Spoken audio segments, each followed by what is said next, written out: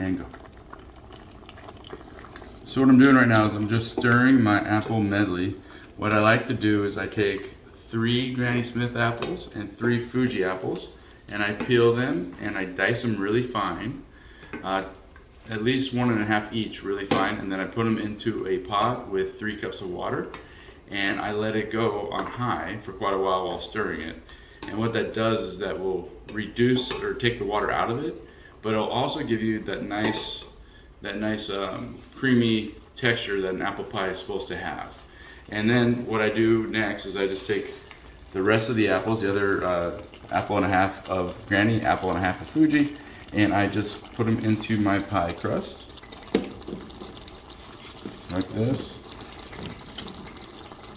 Make it nice and high.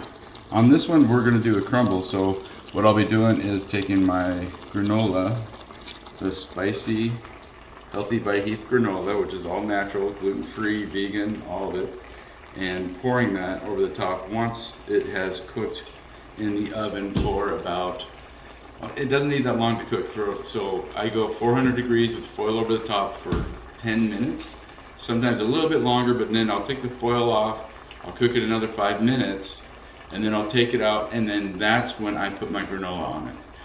The granola is already crunchy, it's already cooked, so you don't need to put it in the oven with the rest of it. And once we add this to the pie, it will also add as a thickening agent for the apple pie itself. So it's still not ready.